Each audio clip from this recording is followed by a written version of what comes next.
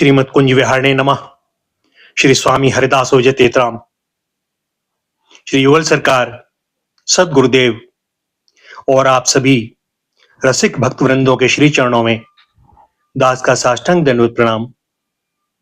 आज श्रीमद् भागवत महापुराण के दशम स्कंद के अंतर्गत 79वां अध्याय बलवल का उद्धार और बलराम जी की तीर्थ यात्रा।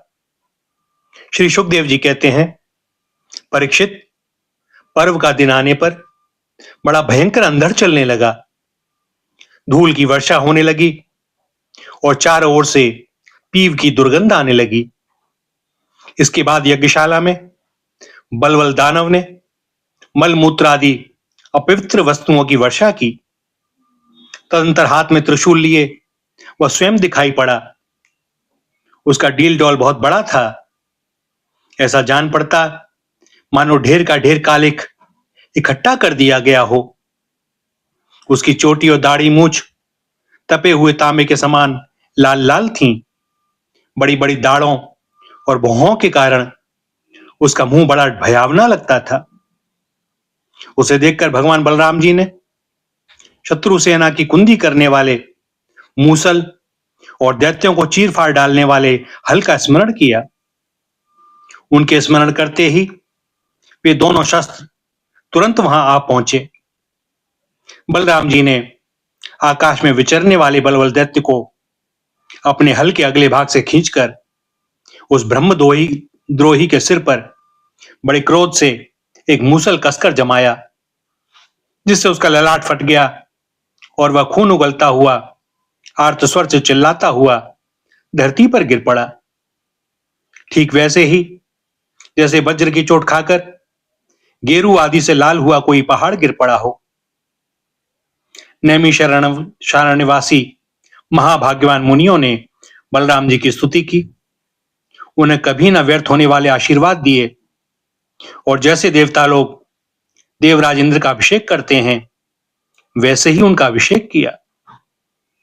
इसके बाद ऋषियों ने बलराम जी को दिव्य वस्त्र और दिव्य आभूषण दिए तथा एक ऐसी वैजंती माला भी दी जो सौंदर्य का आश्रय एवं कभी न मुरझाने वाले कमल के पुष्पों से युक्त है। तदंतर नैमिषारण्यवासी ऋषियों से विदा होकर उनकी आज्ञा अनुसार बलराम जी ब्राह्मणों के साथ कौशिकी नदी के तट पर आए। वहां स्नान करके वे उस सरोवर पर गए जहां से सरयू नदी निकली है। वहां से सरयू के किनारे किनारे चलने लगे, फिर उसे छोड़कर प्रयाग आए और वहां स्नान तथा देवता ऋषि एवं पितरों का तर्पण करके वहां से पुलहाश्रम गए। वहां से गंडकी, गोमती तथा विपाशा नदियों में स्नान करके वे सोन नद के तट पर गए और वहां स्नान किया।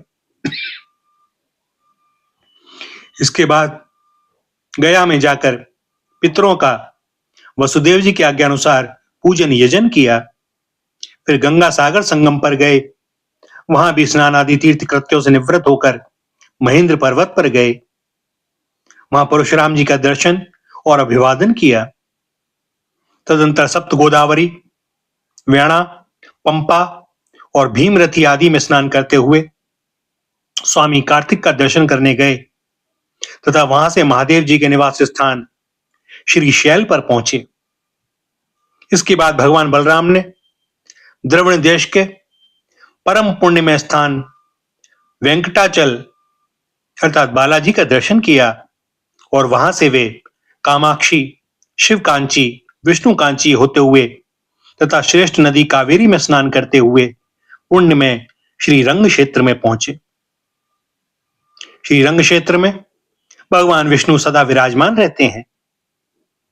वहां से उन्होंने विष्णु भगवान के क्षेत्र ऋषभ पर्वत, दक्षिण मथुरा तथा बड़े बड़े महापापों को नष्ट करने वाले सेतुबंध की यात्रा की।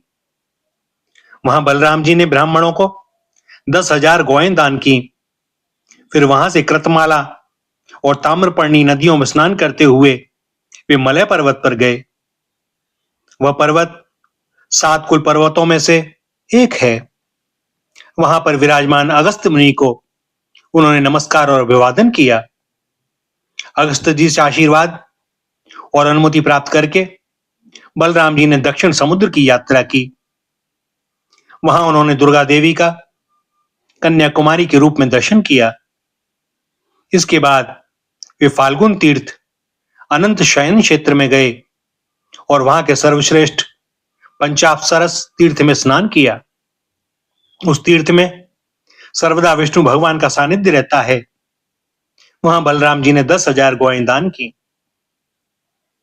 अब भगवान बलराम वहां से चलकर केरल और त्रिगर्त देशों में होकर भगवान शंकर के क्षेत्र गोकर्ण तीर्थ में आए। वहां सदा सर्वदा भगवान शंकर विराजमान रहते हैं। वहां से जल से घिरे द्वीप में निवास करने वाली आर्या देवी का दर्शन करने गए और फिर उस द्वीप से चलकर शूरपारक क्षेत्र की यात्रा की। इसके बाद तापी, पयोष्णी और निर्वंध्या नदियों में स्नान करके वे दंडकारण्य में आए। वहां होकर वे नर्मदा जी के तट पर गए। परीक्षित, इस पवित्र नदी के तट पर ही माहिष्मतीपुरी है। वहां मनु तीर्थ में स्नान करके वे फिर प्रवास क्षेत्र में चले आए। वहीं उन्होंने ब्राह्मणों से सुना कि कौरव और पांडवों के युद्ध में अधिकांश क्षत्रियों का संहार हो गया। उन्होंने ऐसा अनुभव किया कि अब पृथ्वी का बहुत सा भार उतर गया।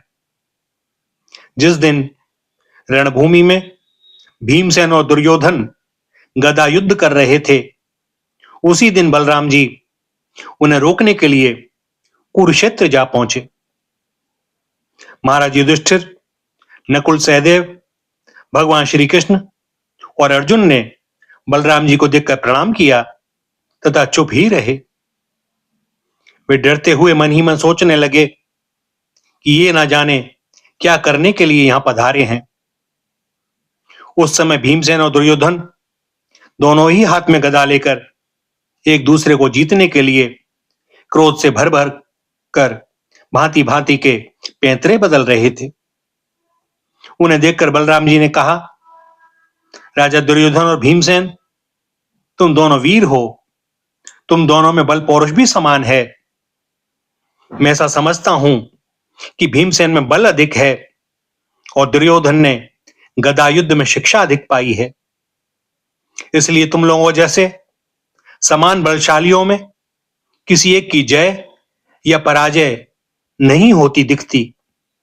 अतः तुम लोग व्यर्थ का युद्ध मत करो, अब इसे बंद कर दो। परीक्षित, बलराम जी की बात दोनों के लिए हितकर थी, परंतु उन दोनों का वैर भाव इतना दृढ़मूल हो गया था कि उन्होंने बलराम जी की बात न मानी। वे एक दूसरे की कटुवाणी और दुर्व्यवहारों का स्मरण करके उन्मत्त से हो रहे थे। भगवान बलराम जी ने निश्चय किया कि इनका प्रारब्ध ऐसा ही है, इसलिए उसके संबंध में विशेष आग्रह न करके वे द्वारका लौट गए। द्वारका में उग्रसेन आदि गुरुजनों तथा अन्य संबंधियों ने बड़े प्रेम से आगे आकर उनका स्वागत किया। वहां से बलराम जी फिर नैमिषारण्य क्षेत्र में गए। वहां ऋषियों ने विरोध भाव से युद्धादि से निवृत्त बलराम जी के द्वारा बड़े प्रेम से सब प्रकार के यज्ञ कराए। परीक्षित, सत्य पूछो तो जितने भी यज्ञ हैं वे बलराम जी के अंग ही हैं। इसलिए उनका यह यज्ञानुष्ठान लोक संग्रह के लिए ही था। सर्वसमर्थ भगवान बलराम ने उन ऋषियों को विशुद्ध तत्व ज्ञान का उपदेश किया, जिससे वे लोग इस संपूर्ण विश्व को अपने आप में और अपने आप को सारे विश्व में अनुभव करने लगे। इसके बाद बलराम जी ने अपनी पत्नी रेवती के साथ यज्ञांत स्नान किया और सुंदर सुंदर वस्त्र तथा आभूषण पहनकर अपने भाई बंधु तथा स्वजन संबंधियों के साथ इस प्रकार शोभायमान हुए जैसे अपनी चंद्रिका एवं नक्षत्रों के साथ चंद्रदेव होते हैं। परीक्षित, भगवान बलराम स्वयं अनंत हैं। उनका स्वरूप मन और वाणी के परे है। उन्होंने लीला के लिए ही यह मनुष्यों का सा शरीर ग्रहण किया है। उन बलशाली बलराम जी के ऐसे ऐसे चरित्रों की गिनती भी नहीं की जा सकती। जो पुरुष अनंत, सर्वव्यापक, अद्भुत कर्मा भगवान बलराम जी के चरित्रों का साय प्रातः स्मरण करता है, वह भगवान का अत्यंत प्रिय हो जाता है।